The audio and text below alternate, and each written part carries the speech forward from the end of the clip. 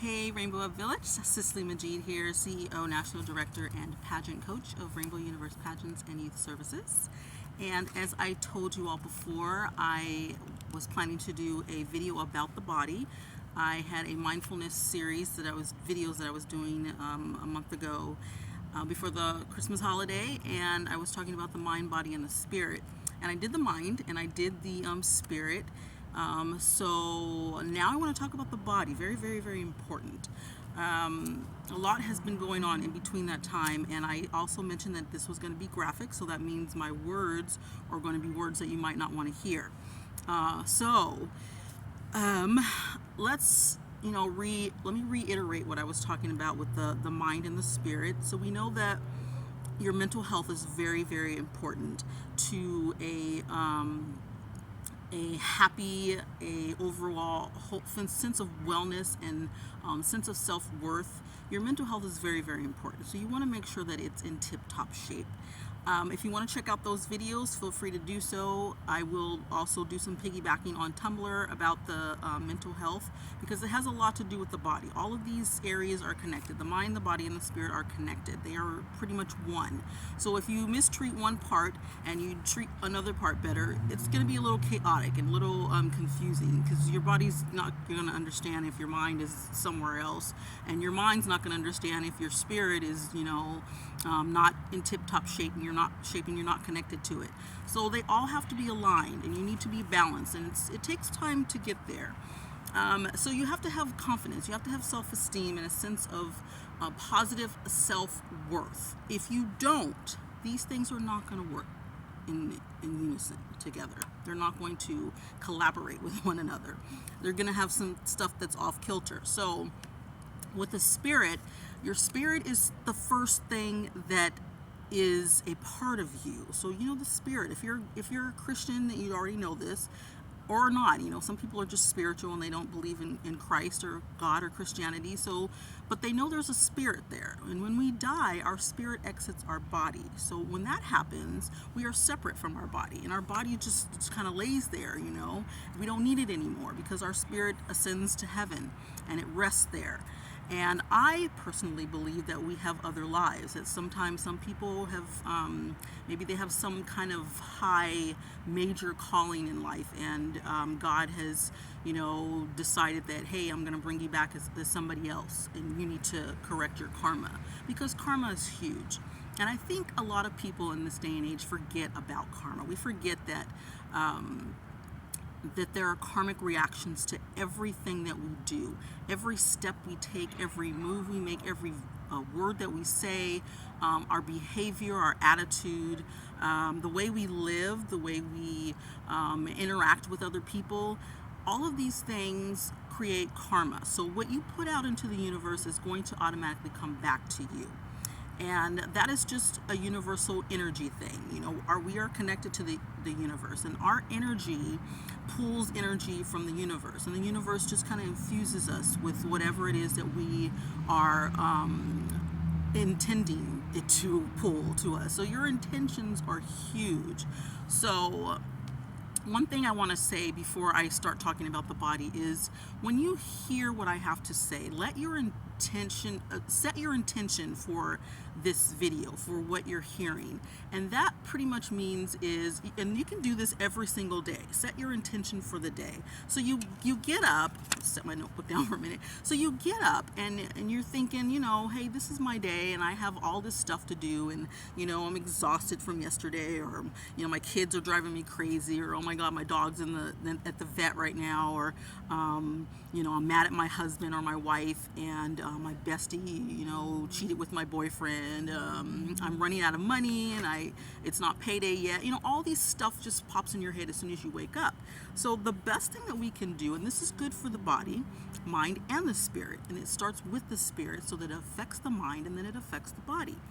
So when you wake up, set an intention for the day. So you can say, all right, spirit, God, Jesus, Cicely, whatever your name is, my intention for this day is to have peace, is to be able to thrive and be able to connect with others in a way that I am effective to them, and in a way that we can be positive vibes to each other. And my intent is to have a good day, so you can just say something like that, something simple. You don't have to get all, flowery with your words or anything. I'm a poet. I have a very, very active creative mind. So I tend to be a little flowery with my words, and I can't help it. It just pops, comes natural to me. A lot of people are like that.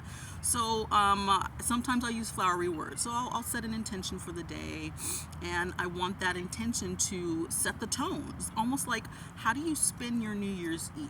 And some people are just like, well, if I have this really cute girl or guy, and I kiss them when the ball drops, or it strikes midnight, and it's the brand new year, that means we're setting an intention for the year. Maybe we're going to be together. Maybe we have a special relationship. That might not always be true. However, if you engage in an activity or a conversation with somebody, and you have this intention to carry that on into another life, or not another life, to the next year, don't laugh at me. If you have the intention to carry that on into the new year, then you have set the tone for the new year. So if you're spending time with somebody on New Year's Eve that you want to see in 2023, it's New Year's Eve 2022, then you have set the tone for that new year. If you, and that doesn't necessarily mean that you'll be with that person, because some people are like, well, gee, I want that guy or I want that girl, so I have to spend time with him at midnight. He has to be here, and we're going to be together forever. That's not going to happen. It has to be intentional, it has to be meaningful, and it has to be meant to be. So when you set an intention of something that you want to be, here's a great intention that everybody can set for the day. Everybody knows that God has his own will, his or her will. Like, God is a male and a female as far as I'm concerned. I don't think that he's one gender and he's just focused on one gender, because men have, developed this mentality that they are the rulers of the world, and they don't know what the hell they're doing. Obviously, sex trafficking started with males. So anyway, so I believe, male, female, God has this will. So we all know God has his, her will, and that will supersedes our will. So if we say, hey, I'm going to be a doctor, and then God says, no, you're going to be a movie star, so that you can connect with people in the entertainment industry. And if you connect with those people in the entertainment industry, one day you're going to do a movie about the Bible, and then you're just going to run to me and people are going to flock to you. All this amazing stuff can happen. Your territory just gets built according to God's will. That's why you always say, according to your will, God, not my own will. So when you say that, if you set that intention, what is your will for the day for me, God? And give me the wisdom to recognize it, and give me the wisdom to understand it, and the wisdom to accept it. This is what I want, and let me know if this is your will, God. And that's the best way to go in life, period, as far as I'm concerned, because God knows everything about us. And for those of you who shun God and who hate me for talking about God so much, I grew up in church, and my experience is not reading the Bible, listening to a preacher, or going to church. My experience is a relationship with Jesus Christ, and that relationship with Jesus Christ builds an open door to God and to all these godly, celestial, heavenly, spiritual things that are out there that we cannot see. We can't see our spirit, but we know it's there because it keeps us alive. So that means what we can't see is bigger than what we do see. So this is a premise to the body video. So my experience with Christ, my relationship, is what has built up my values, my morals, how I see myself, my self-worth, my confidence, my self-esteem. All of these things stem from my relationship with Christ. And Christ was all about love, not about preaching and pointing the finger at everybody and throwing the Bible at people. And I have an audience over there. It's not about that. It's about how you connect and how you continue that connection. It's just like being in a relationship or being married. You have to work at it. You have to make efforts with each other in order to keep that relationship going and thriving. So nobody gets in the middle of it and messes around, and you fall apart. That pretty much means don't have emotional relationships with people that are not the person that you're meant to be with or the person that you're with. You don't do that, because then you kind of put a slice in between you and that person. So if I allow external things in the world to put a slice between me and my God, who's you know where my spirit comes from, that means I'm disconnected from God, and I'm disconnected from my spirit. So that relationship is huge. I mean, it has to be tight. If you don't have that tight relationship, like we are besties with your Christ, with your God, with your spiritual source, then that pretty much means that you're missing something. Your spirit is neglected, and you're not going to be able to thrive in the world. Now, people get into stuff like black magic. I talk about that a lot. Mind control, I talk about that a lot. And sexual deviancy, sexual immorality, which is, the pleasures of the flesh. And the love of things, the love of money, which we know is the root of all evil. And because of those things, people think, well, I do have a spiritual connection. It's actually besides the point, because if you are a Christian and if you've studied the Bible, if you study God, you know that Satan is the opposite of God. And you know that Satan is all about the body. Satan attacks the body. So when we are sick, when we have sex addictions, when we have food addictions, when we have voyeurism, which is a watching addiction, when we have these addictions to stuff and things that we can tangibly touch, that means you are separate from the spirit. And that's what Satan wants. He wants you to be separate from that. He wants you to be addicted to your body or somebody else's body. And that means you are worshiping Satan. Bottom line, however you want to see it, that's what you're doing. So your body is a temple. So let me get into this now. So I took some notes here. I was actually going to tell you about this movie I was watching, Lifetime movie. I love Lifetime. It actually takes me out of my element. I can get really serious sometimes, and then I can get really silly and goofy. So I have like all these layers about me, and but I love watching movies. Movies just take me out of my element, and I'm just like all into the movie. I'm talking about what's going on. I'm like, that girl, what is she doing? No, that's not how you do it. Wait a minute. Oh my God, she killed him. I'm just like all into the movie. People do that. It's fun. I love watching movies. So I was watching this movie this morning, and it's about a daughter who wants to kill or something like that. And so the daughter is this long lost daughter. The dad is like in his 40s, I guess, and he's married, and he's got two teenage kids, and his daughter, I guess, she found him. And the beginning of the movie doesn't make any sense, because you don't know where she came from. Like, how did she find him? So that was a little off for me. I was kind of disappointed in the beginning. But anyway, so she finds him, and she's just a brunette. So, they depict the brunettes as the vixen in the movies. They're the spicy ones, and the blondes are the sweet, timid ones and everything, except for if it's like a crazy, movie. Sometimes that happens, but you can tell just by looking at her, that's what we're supposed to see in this character. So she comes over, she knocks on the door, and then the wife is like all sweet and perky, and she's like, oh, we are so glad that you're here, and they let her move in. So I'm like, oh God, here we go. So apparently she has this vendetta against her father, because he wasn't there. I guess the mom took her away, and now she's an adult, 18, and she's looking for her dad's love and attention and affection, all the stuff that she didn't get growing up. And so she has this vendetta against him. She's resentful, and she doesn't like the fact that he has this beautiful family and he didn't take care of her. He buys his son a car after he has a great soccer game. His daughter already has a car, and she gets pissed off. What about me? I want a car. I'm like, get the girl a car. So just be careful with it. But so in the movie, there's this part, that's a scene where she's jealous of her sister, her half sister, because her half sister is just clean, and she's almost like kind of my character, just prude. I guess you can call me prudish. And she is just pure and cutesy and perfect, and she's a virgin, and I'm not saying I am, but she's a virgin, and she hasn't had sex with any guys in high school. She hasn't kissed a guy or anything like that. So she's talking to her half sister, and her half sister's all sexual and everything, the opposite of her.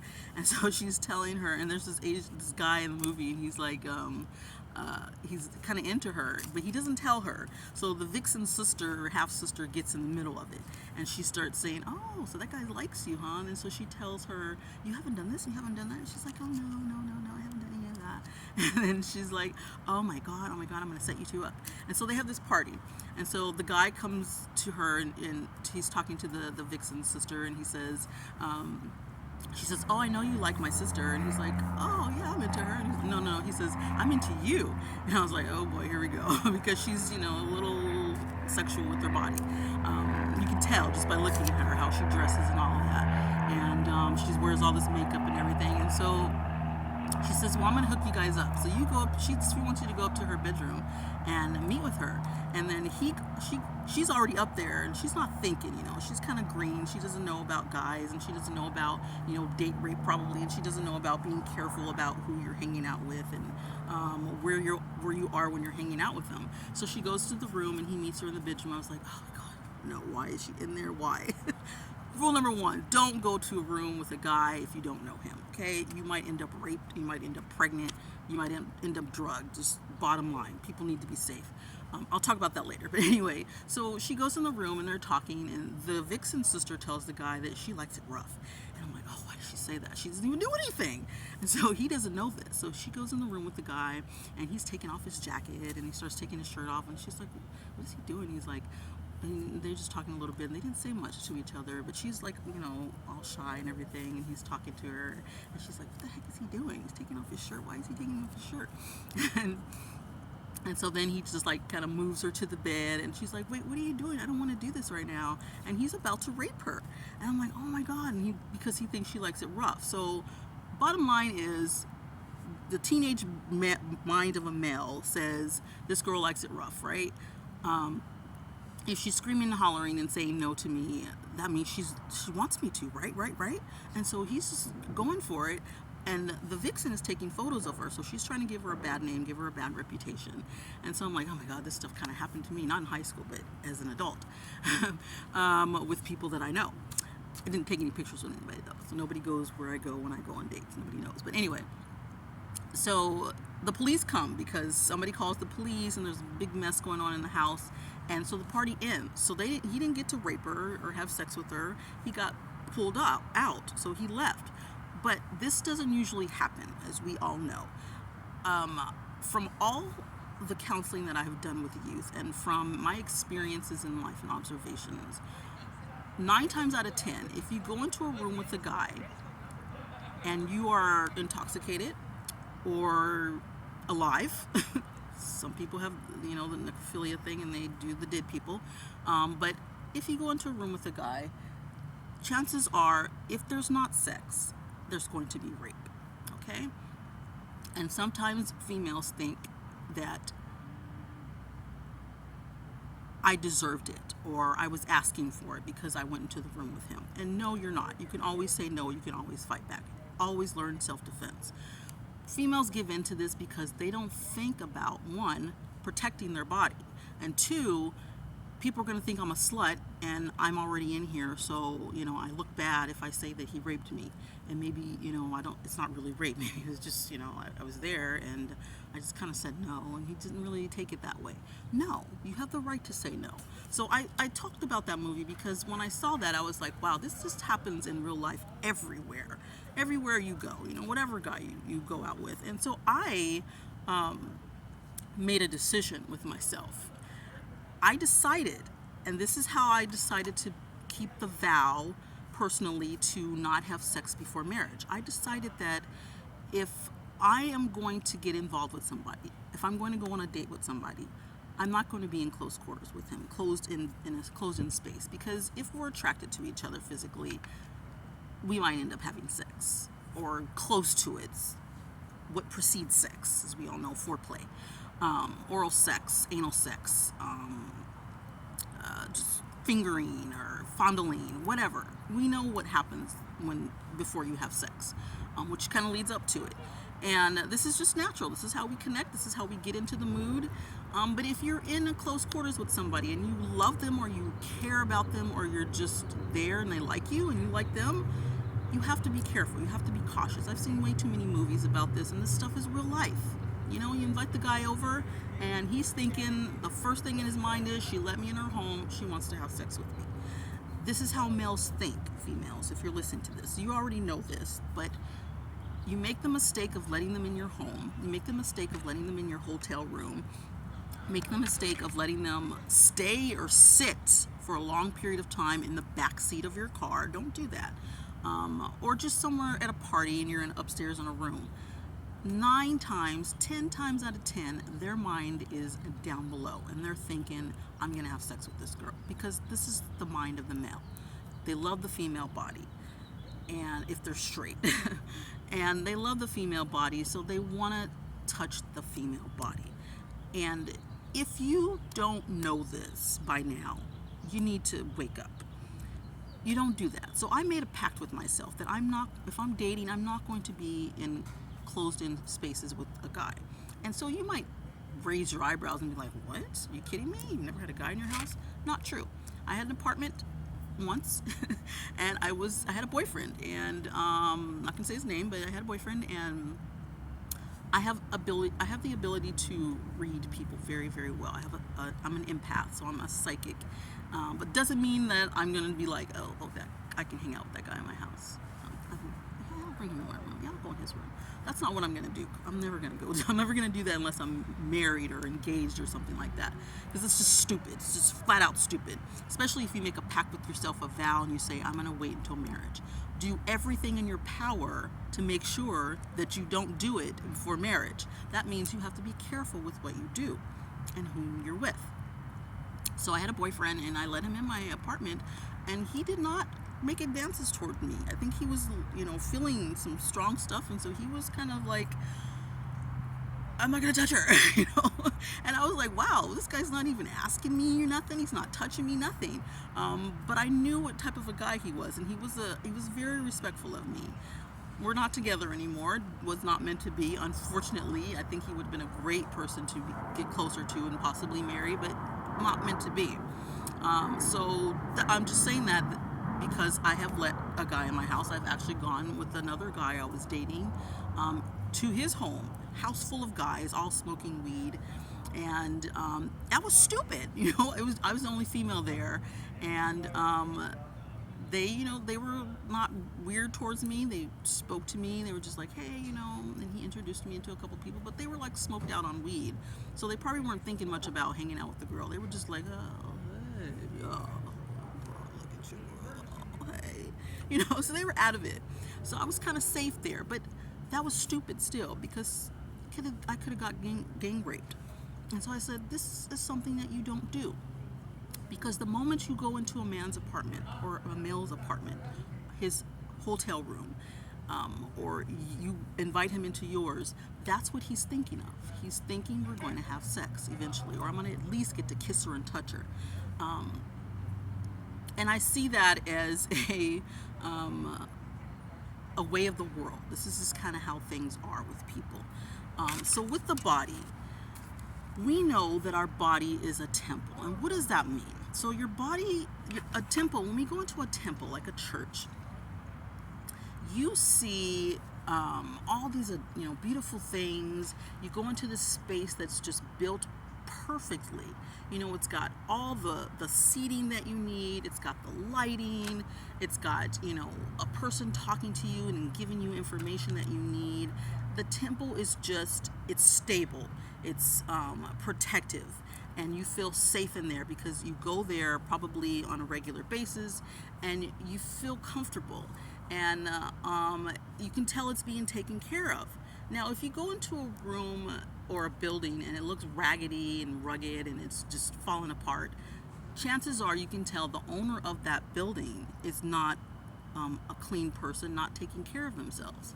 And they don't care about the building or the people that come into the building. So they're going to do whatever they want. They don't care. So this is like the person who doesn't care about their body. The other person sees their body as a temple, and all of our bodies are a temple. God created us in a very special, intricately designed, perfect masterpiece way so that we can thrive in life. So if you misuse and mistreat and disrespect your body or somebody else's body, then you're basically shooting down the temple. You're basically saying, I don't give a damn if the walls fall off. I don't care if the ceiling falls. I don't care if the windows, are wide open. I don't care who comes into my home, into my temple, and steals stuff or throws something around or punches the wall or attacks something. I don't care. So if you are a regularly sexually active person, and that's sexual immorality, that means you don't care about your body. So you're hanging out with all these different people, and you're chilling. You're hanging out or you're hooking up. This is how people say it. In high school and college, they're hanging out. In the entertainment industry, and hooking up. In the entertainment industry and in adults, they kind of say hanging out. I say hanging out as a way to have fun with somebody. Just, hang out, have a good time, and we're not drinking, we're not doing drugs, and we're not having sex. We're just hanging out. We're having a good time. We're at the movies, or we're at a party, or we're at a Dave and Buster's arcade or something like that. We're hanging out. Or kicking it. I love the word kicking it because we're just chilling, But other people just talk about it like it's nothing, and then they misuse and mistreat their bodies like it's nothing. They let anybody touch them. They let anybody come into their home. They'll walk around in clothing that they shouldn't be walking around in, and that sends a message to a male, because males are visual creatures, and they're thinking, oh, she wants it, and maybe she doesn't. Maybe she just wants your attention. Maybe she just wants you to be attracted to her, and so she's not thinking very clearly, and she just walks around like that. And I know somebody who got raped twice because of it. And the first time when she confided in me, I was like, wow. I didn't want to tell her you shouldn't have done that, because that's not what a rape